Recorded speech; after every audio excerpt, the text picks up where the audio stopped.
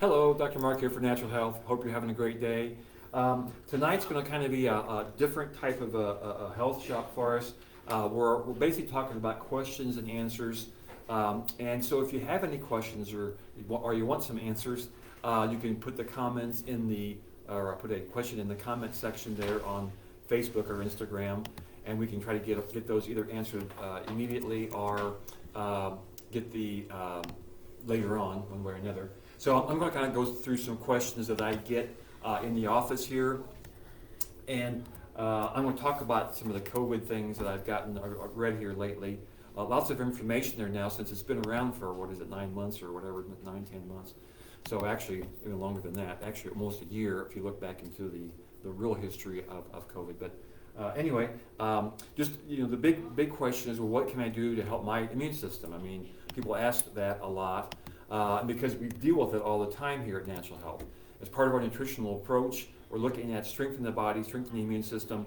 So there's big things we want to get people to look at in their diet, because if they're eating foods that are really anti-food or anti-nutrition, then you're going to drag your immune system down. So for an example, back in the day we did live demonstrations. I would you have a can of Coke and 2 Twinkies.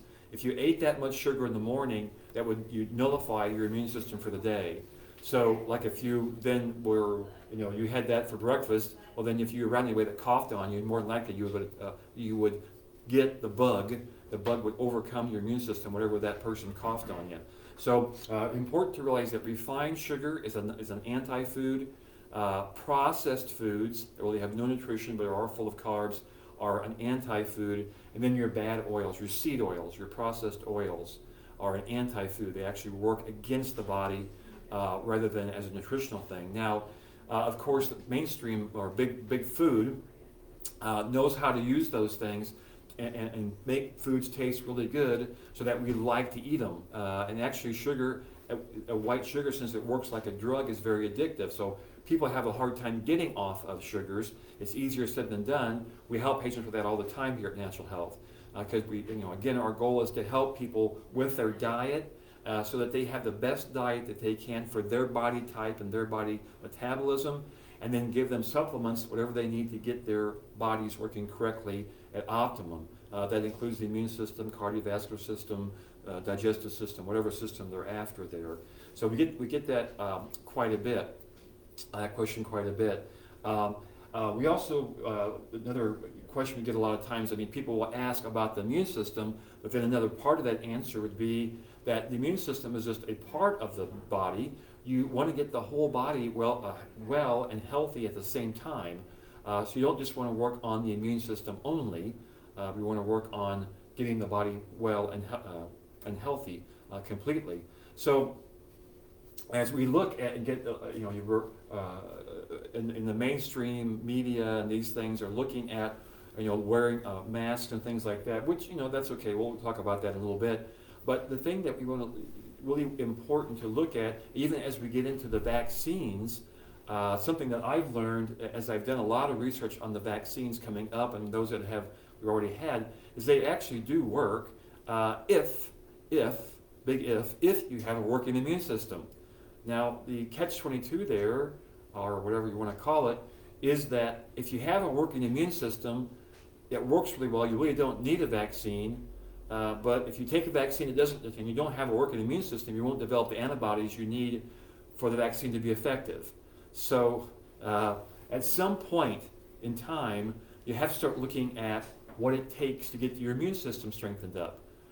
Whatever that is. And so that's what we do at Natural Health, is figuring out, on the nutrition side, Dr. Chip and Master Eddie are going to talk about their parts, but all this works on getting the body to be healthy. And not just working on one system, not working on one symptom. We're working always at, one of the questions too is why are we different here at Natural Health? Well, because we're working on underlying causes here. We're not working on just chasing symptoms. We're working on underlying causes, what it takes to get the body well and healthy and keep it that way. So I don't want to go on. If you have any questions, you can always let us know that in the comment sections there, and we'll answer those eventually. I am going to run across a couple of studies, a couple of papers that I've come across here today and kind of explain them again how we look at these. Again, the first one here from Dr. McCullough, which one did you put up first? Does it make a difference? The false positives. The regenerative one? Yeah. False positive. Okay, so we're going to put these links on the comment section so you can get these directly. You don't take my word for it. But this one from Regenerate, this is from the greenmedinfo.com website, a very good independent source of information, but it talks about false positive COVID tests will extend unjustified lockdowns. Fauci admits minuscule accuracy. So when you get into this report, it looks at that when they amplify these tests to find a piece of a coronavirus. Now again, these are PCR tests they're looking at. It has to look at the nuclear material involved in a virus or whatever they're looking at. These tests looking at a family of viruses, they're not specific for SARS-CoV-2, which is the bug they're saying is responsible for the COVID-19 syndrome or symptom package. So, but it looks for all coronaviruses. So many people are going to test positive, whether they have COVID or not. That's why they're talking about this minuscule accuracy. Now, you know, Dr. Fauci, he knows everything supposedly, so he would know. But you can do more research on that and find that the author, the inventor of the PCR test will tell you that this test was never meant as a diagnostic tool for these type of infections. It was meant to find viruses, and you have to go through different other purposes to find out exactly which one is which. When used like this, they're finding pieces of nuclear material, and so that you have a lot of false positives. You also end up with a lot of false negatives. So we're getting people coming in the office that are telling us about, I had these symptoms, pneumonia and different things like that, but I tested negative. And you have people that are coming in that have no symptoms at all, but they're testing positive. So again, the test is very inaccurate. So it's very hard to take the numbers, the cases that we're seeing going up at any kind of face value there. Because the more they test, the more they're going to find positives. They're even testing people 2 or 3 times a day, 2 or 3 times per hospital stay. All the nursing homes are checking them 2 or 3 times a week. But you're just going to keep finding more and more. The more you test, the more false positives, false negatives, whatever you want to look at are there. It's just an unfortunate mess that we're in using this test to try to get any kind of factual data on what's going on here. Now, the big good news is that the mortality rate is very low at this time. The cases numbers are going up because they're testing, and the virus is spreading whether we like it or not. We'll get into it a little bit more, but viruses are viruses. They just get around. They're in the air, they get on things. For instance, an example of this is I go to one of the building material stores, and you got to have a mask in there. But at the front of the store, they have a turnstile, and everybody that walks in the store touches the turnstile. It's pretty silly. So, there's just no way to stop viruses unless you want to live in a moon suit, astronaut suit, or something like that. But you can't do that, of course.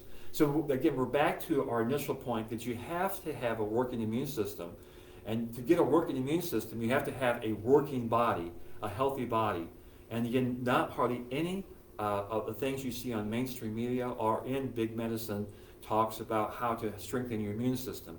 Now, I was pleasantly surprised that one of my patients came in who had actually tested negative, having some lung issues, and the doctor had prescribed vitamin C, zinc, and hydrochloroquine in the local area. So I was just amazed that was going on, because hydrochloroquine is something that works, but it only works as a prophylactic or in the initial stages of infection. It does not work once a person has a full-blown case. It may work, but it's not real reliable there, and that's where some of the negative press came earlier on there. So I'm glad we're starting to see some good common sense by the good MDs, that there are many out there who are helping their patients that way. So that's a little information on the testing. Kind of going off of that, is there anything that has in the office that has vitamin D, vitamin C, and zinc? So we, of course, we had a question there. Is anything in the office that we have that has vitamin C, vitamin D, and zinc? So we have several products that we use. Cataplex C, now, and again, that's a tricky one because vitamin C, via the FDA vocabulary or definition, vitamin C ascorbic acid is different than vitamin C complex, as in the food source. So vitamin C ascorbic acid can be sold that way. That is an acid that helps the body by acidifying the body, which changes the milieu in the body. Acidic milieu helps to suppress viral bacterial replications and things like that. The body can handle it better. So vitamin C and ascorbic acid is still helpful, and we have that, but we always rather use vitamin C complex. So vitamin C complex helps your immune system to actually work correctly, and it's actually a true food supplement. Vitamin D, another tricky one, where you hear a lot about people being tested for vitamin D. That's vitamin D3, that's what the test tests for, and then they'll given synthetic vitamin D3. How about the other vitamin Ds though? How about the complete vitamin D complex in a food source and all the minerals that go along with that? And that's what we look at here at Natural Health, is getting the whole food complex, so it's actually going to work in the body as it was meant to in a food complex. But, and that's another big but, the liver has to be able to absorb fats. Vitamin D is an oil-soluble vitamin, and then the liver has to be able to absorb that. If the liver is all congested with other problems, then it has a hard time absorbing fats. So again, that's why we do the nutrition response testing that we do, to figure out what that body needs to be able to absorb these things in there. And zinc, yes, we have several products that have zinc in them. Zinc chelate, zinc, liver chelate is one of the main ones we use, but chesnin is another one. Different forms of zinc, again, making sure the body absorbs them, and we have ways of figuring that out using a real-time test for that. So again, very good ways of helping the immune system to strengthen, but again, the body has to be able to absorb these things, and they have to be the right source for the body to use them as a supplement. They can't just be an iron bar that you lick on. I mean, that's what people think sometimes when you take iron. You just take some kind of iron. Well, it doesn't work like that. Another good example is calcium carbonate. That's ground up rock. The body will absorb calcium carbonate. It's very hard for the body to absorb that. So again, there's things in nutrition you have to know to get the effect that you're after, to get the actual usage there. So good question. Thanks for sending that in. The next one is this one. This is a Dr. Mercola article, and it talks about masks delay the inevitable acceptance of COVID-19 reality. Now, what that's got to do with anything is that masks, we're told to wear masks. I understand, it's fine, but to realize that masks do not stop the virus from going out or from coming in. You have to wear like the moon suits to keep that from happening. And this has been known forever in the medical world. The surgeons, things, they know that this is all very research science, that masks don't work for what people in general think it's doing. So it's a false security that people think, if I just put a mask on, I don't have to worry about that. And that's, again, the problem with this. The viruses are going to be around. They're going to come anyway. I think there's a CDC statistic saying that 60 to 70% of the COVID cases now are from patients who had worn masks all the time. So the masks are not working in the sense that we think they should. But again, it's something. We're trying to do something, and I think the only thing it helps is it keeps you from spitting on somebody if you have a bad spitting problem. But the virus gets into the water particles that even fogs up your glasses. If you wear glasses, it gets around the mask. Also, you're breathing your own carbon dioxide if you wear masks a lot, they actually weaken your immune system. So there's a problem with that. So again, we want to look at the science behind it. That's what's in this article. A lot more things there. The social distancing is another one that, viruses are around. Again, that's fine. The lockdowns they're finding now are really not good for people. If you do the social distancing, just as good as, they're just as good as the mask for social distancing. So why are we doing all three? Especially for people that really have no problem. Younger people, they should be able to go to school and all that kind of stuff. So a lot of questions and things that we need to really look at. You should look at and look up. There's a lot of good places for that. Again, Ivor Cummins is a great place to go to look at that information. He has his own website. He has a lot of good graphs and things on there. There's just quite a few other ones. Dr. Shiva Ivadure, he has a lot of good things on his website. I'm trying to think of some of the other ones that I just watched today. Dr. Mercola has a lot of good articles in his, and then Sayer G on GreenMed Info.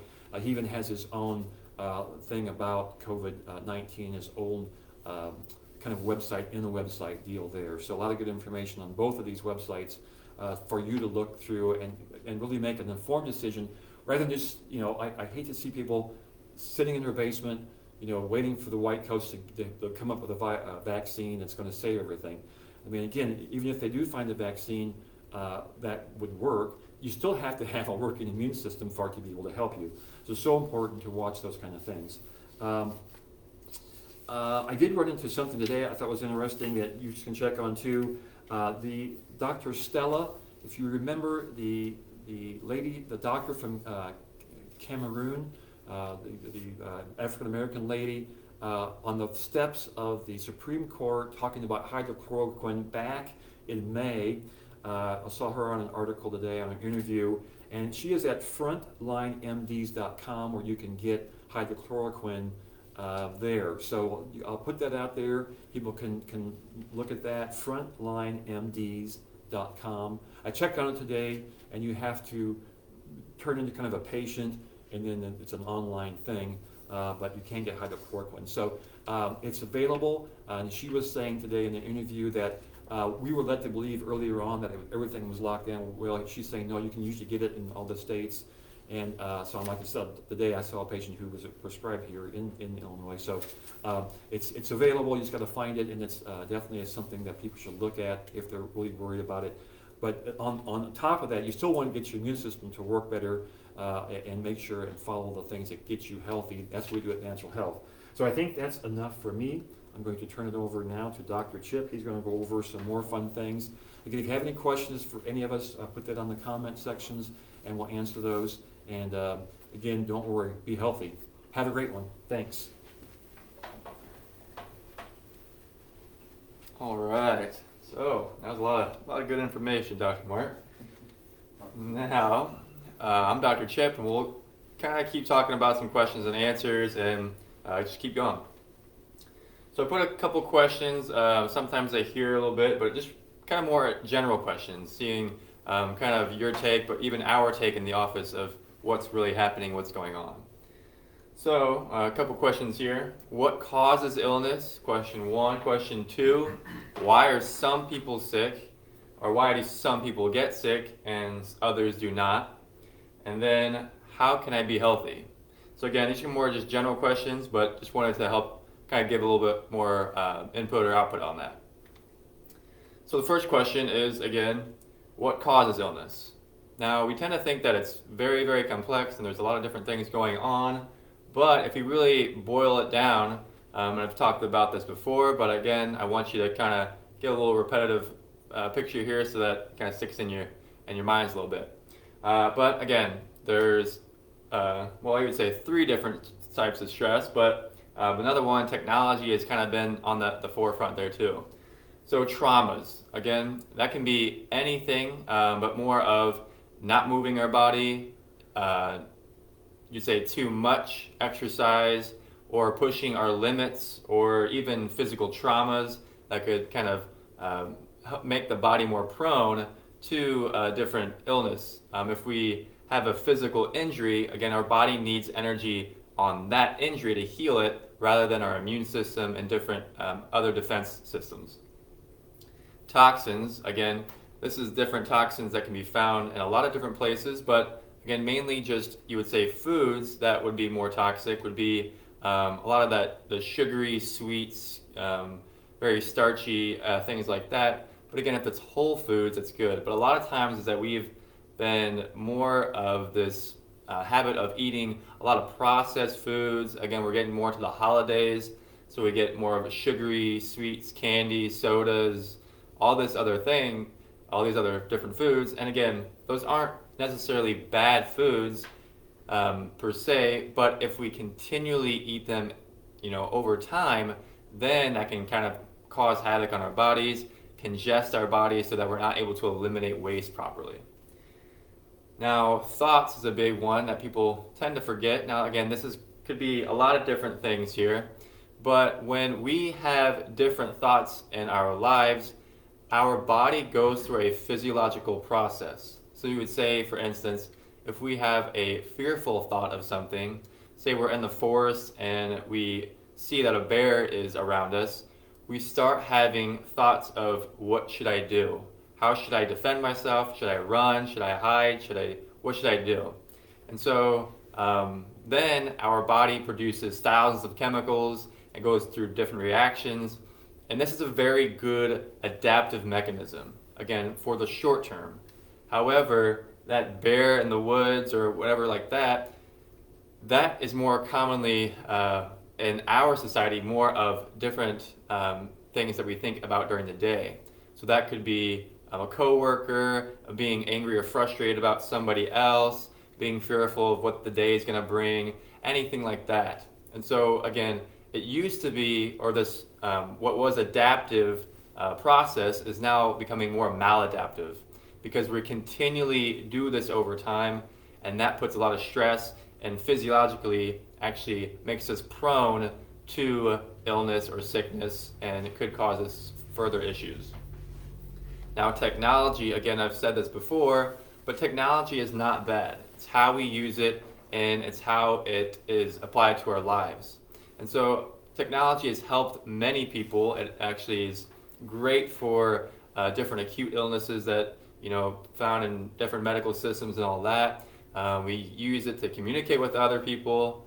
However, if we're stuck on it, if we become more a habit of looking at it all the time, if we have to check for things all the time on it, if we're spending too much time on it, then that makes us give too much energy to that object. So you would say phones or computers or anything like that. And again, they're not bad and they can be very productive, but we need to take time away from them so that you can actually have good energy for yourself in order for you to stay healthy. So again, that's the first question. Again, what causes illness? The second question is why are some people sick, or what causes people to get sick and others they don't get sick? So again, our greatest health attribute is adaptability. If we're able to adapt to a stress, then that stress doesn't impede our physiological systems. So you could say is that when we have a amount of stress and our ability to adapt is right kind of the border here, then we are very susceptible to having an illness. So if the stress is above, you would say the adaptability or our body's ability to adapt to that stress, then we start having illness. But if our adaptability is very high, then we can tolerate more stress. And so again, going back to the things that cause our body to have stress, the traumas, toxins, and thoughts, if we do not keep control of these things, or we're not helping our bodies to maintain good balance, then that adaptability is going down. And so it means that whenever we have different stress or illness, or you would say a virus or a bacteria or anything like that comes into play, then we cannot actually defend ourselves. And so that causes, again, sickness or illness. So that's adaptability. Now, what are some healthy things that we can do for ourselves in general? So again, eating right Again, whole foods, staying away from all the sugary, carb-loaded, things like pastas. Again, I'm not saying these foods are bad by any means, but if we overdo it, our bodies get congested, and that causes further issues. Move your body. Again, don't be kind of stuck at home for too long periods of time. Don't be on the couch for too long periods of time. It's good to move your body. Again, it gets your blood flowing. It gets your mind out of your kind of thought process all the time, and just gets you outside usually. Again, if you want to go to the gym, that's great too. But just again, move your body and don't move too much or don't exhaust your body. Thinking right. Again, just like we said before, is that when we have different thoughts, we go through a physiological process that our bodies have to adapt to. So when we think right, we're able to, again, have clear thoughts, have clear minds, and we're able to have good amount of energy throughout the day. And then a helping hand. Again, don't be afraid to ask somebody for some health advice or some health tips, or even, again, come to us if you have some health issues that you want fixed or you want helped on. And so a lot of times is that we think that we don't need help, or we get kind of stubborn, or ego gets the best of us. But again, it's okay to ask for help, and we're here to help. So I think that's it for me. I think we're going to go ahead and go give it over to Coach Ed there, and he'll take it away.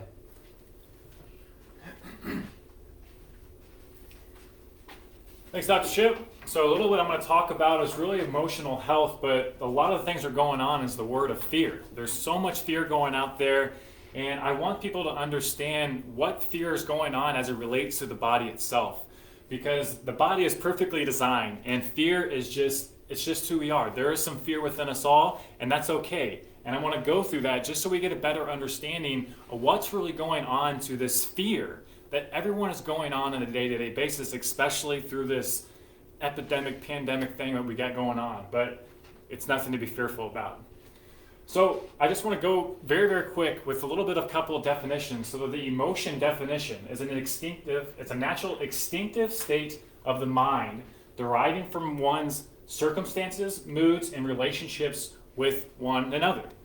But if we look at instinct thing, we're looking at just like the innate stuff within us. So it's something that's just innately within us, and it's okay. It's instinctive that we do something like fear, for example.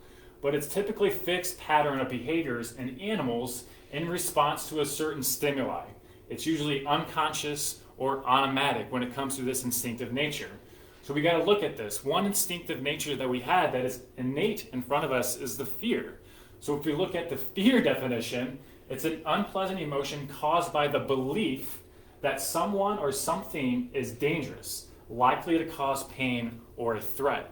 Now, when we look at fear, we can be fearful by thought alone.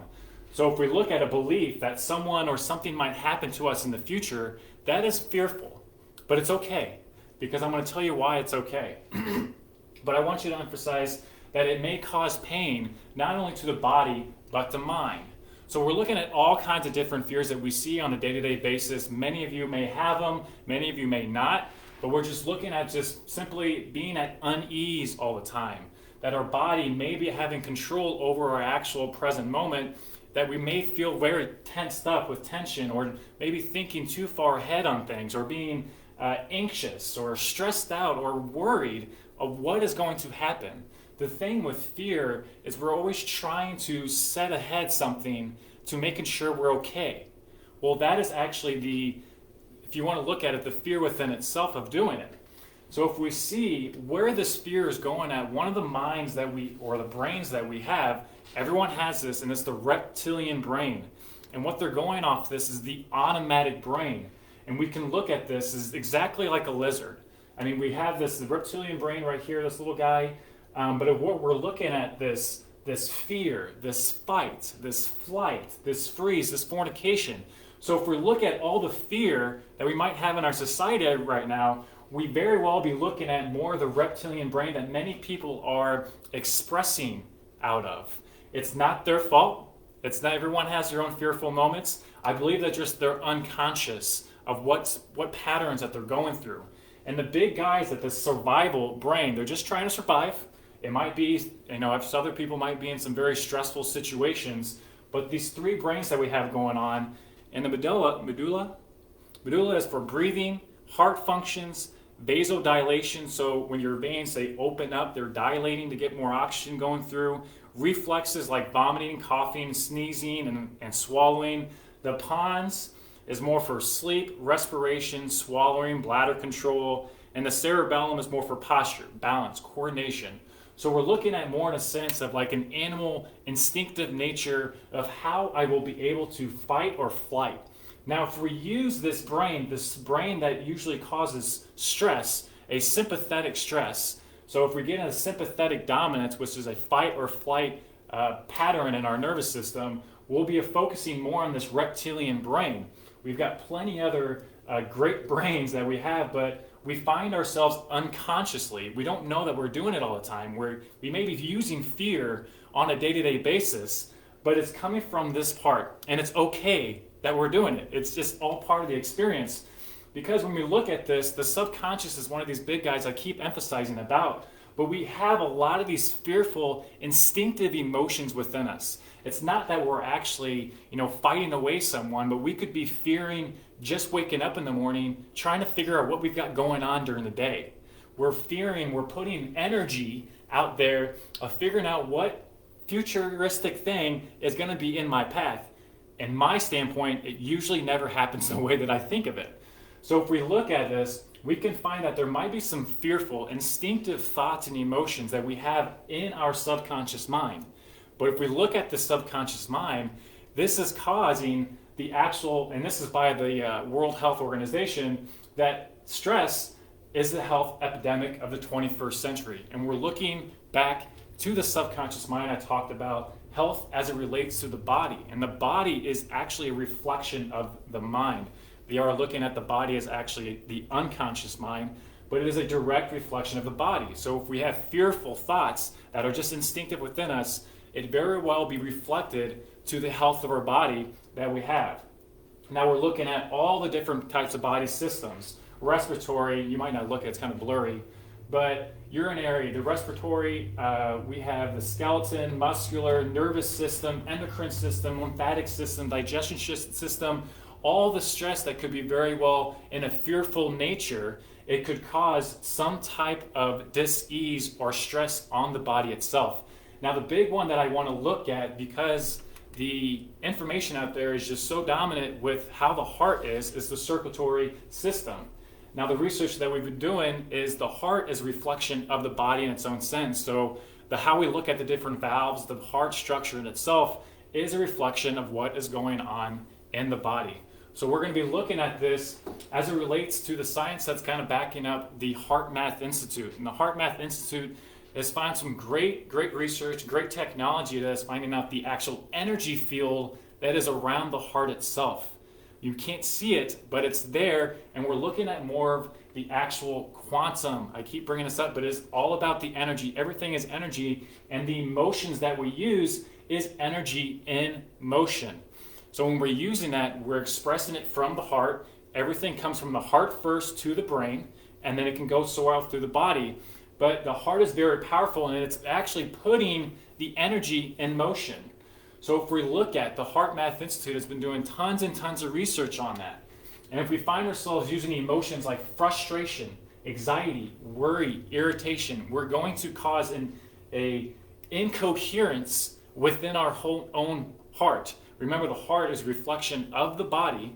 So we got to look at it as a sense, it's going to impair performance if we use these negative emotions. The negative emotions are of the mind. It's of the reptilian, egotistical, analytical kind of mind that we can resolve by using more coherent, positive emotions like appreciation, love, and care. And this is going to optimize the performance of the heart. So these emotions have already been scientifically backed up to express the importance of how to get back to these rhythms, these patterns, so we're in coherence of what is going on. When we talk about the emotions that are in our mind, then it's going to cause an interference or an incoherence. Now, the other thing I want to talk about with quantum physics to understand a little bit what's going on with these emotions is going to one of the laws of law of entanglement. And what they're stating is like attracts alike. We go through this on a day-to-day basis. We have friend groups. We hang around. We watch different shows that resonate with us, that we like.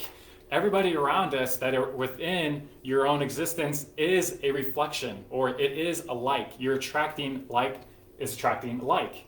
So when we look at emotional health, these will be suggestions when it comes to fear, because fear, like I'm saying, is very instinctive. And we may have fear all the time, and it's okay. We're going through the process, and we try to look at what's going on with, I believe someone kind of brought up the control of fear. Well, it's not really a control in a sense, it's more of a transition from going into something more positive. Now, I love this quote. This was a long time ago, but it's the only thing to fear is fear itself. So it's going down to the actual being process of things, because the being process of things, it's what's going to be put into the mind. So if I'm fearful, I will be attracting other things to bring fear into my life. So the act of being fearful is entangling or attracting fear situations to continue to take place in the life. So if you're fearful, you're going to likely attract something else that's fearful. It's called resonation. It's part of how the subconscious mind works with the law of attraction. But we can change that. That's the whole part of it, is we can actually take control of what's going on, because sometimes the mind is in control. It's fearful, and it's okay that it's fearful. It's just part of the process. But I'm telling you, as of right now, if once you kind of get an understanding of that, you get the fear out of your life, a lot of this stuff just dissipates. It's gone. So we have to reduce these instinctive momentums. I mean, the fear takes a lot of the time throughout the day, and we do these unconscious behaviors with our body, or we're thinking, what am I going to do later today, or what's going on? I mean, that's just instinctive. It's okay, but there's a process, I believe, that should be taken to actually get to more of a peace of mind, to be more joy into the life.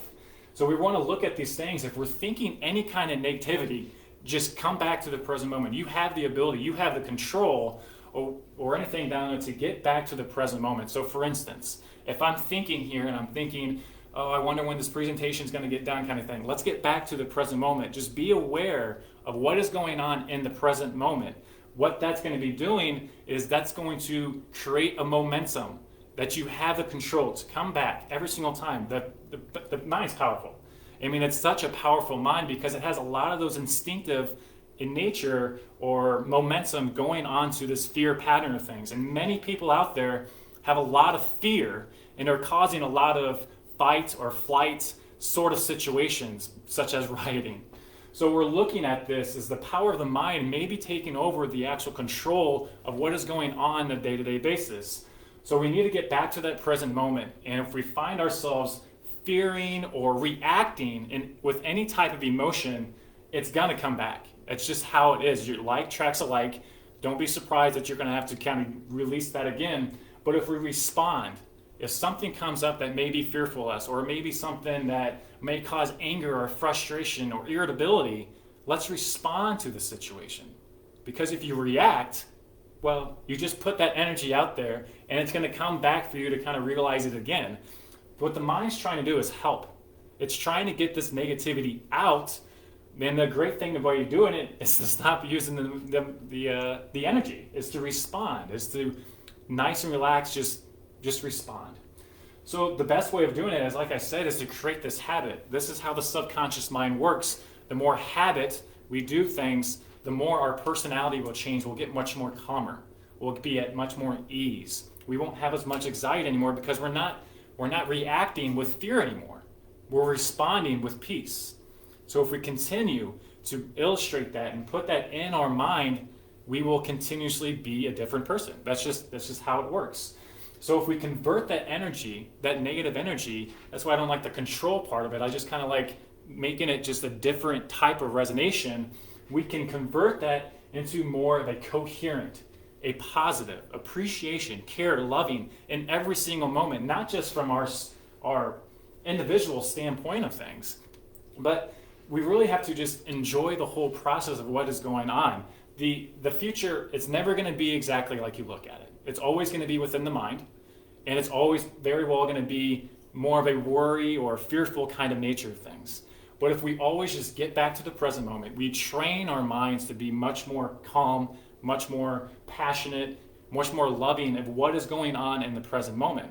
It's kind of not so much caring about what is going on. So if we can continue to do this, and we can find ourselves getting to more of a positive mind. If we get more of a positive mind, we'll get more of a healthy body. If we get more of a healthy body, we're going to have a much more coherent heart. Nice and easy, very good graph, and the body it's all going to reflect. And the life will just do its thing because you're changing the programs or the conditioning within the mind. The mind is a reflection of the body, so on and so forth. Now I want to bring in just one little quote to kind of emphasize, I just saw it earlier, but every heart sings a song incomplete until another heart whispers back. Those who wish to sing always find a song. Now when we're looking at the fearful nature of things, it may be on an individual level, but think of the people outside of you. Think about if we all can resonate together, how we can all kind of come together, not in a fearful nature, and more of a loving and a caring. Just think about how well that could help, not only within yourself, but think about if everyone was more loving and not using fearful emotions within their own family. Now think about the same people, the like tracks alike within your own business, where you work at. Is there a little frustration or anger or hatred or any of those type of emotions? Well, that is of the mind. That's not of the actual heart itself. So if we can use that same concept within the business, we can have a much more coherent business as well. And the same thing can happen with communities. All these different areas, we can illustrate these different emotions to cause a much more coherency. I believe there is some kind of statistic that you can kind of say, or the findings that they're finding out, but when one person is coherent and another person comes coherent, it magnifies it, it multiplies it. You can find this with a lot of people. For instance, a great metaphor or analogy, when Dr. Chip and I, we played football at Western, they always say, do your 1/11th. So we actually got graded every single play. We got graded, check marks, yes or no's kind of thing. But that's what happened. If we did our 1/11th, if everyone did, there's 11 people on the football team on the field. But if we all did our 1/11th and we worked together with this, then it would be an absolute astounding play. Like everything worked out perfectly. Everyone was in their own gap. We got the tackle for loss. We got an interception. It doesn't matter. The play worked out so well that we just went on with the next play. But if it wasn't, and someone didn't do their 1/11th, we had to talk about it. We had to do, what did you do wrong? What's going on here? But every single time we were all working together, we were all coherent with each other, it worked out so much better. So if we focus from the heart and do our 1/11th, rather than do our one within the mind and kind of be more of the selfish part of things, then we can find much more incoherence. So that's all I have for more of the emotional section. Next week, we're going to be talking about back pain or lower back with sciatica. And then you can always follow us. We've got plenty of good posts going on our social media channels at Instagram and Facebook at Natural Health Quincy IL. We're also on YouTube and Brighteon at Natural Health Quincy. We are expanding our efforts with social media in many different platforms just to get this message across to a lot of people out there. You can always call us at 217-228-2040 to schedule your appointment with Dr. Chip, Dr. Mark, or I, and we are located at 2000 Jefferson, Quincy, Illinois. Thank you so much for being here today, and have a great day.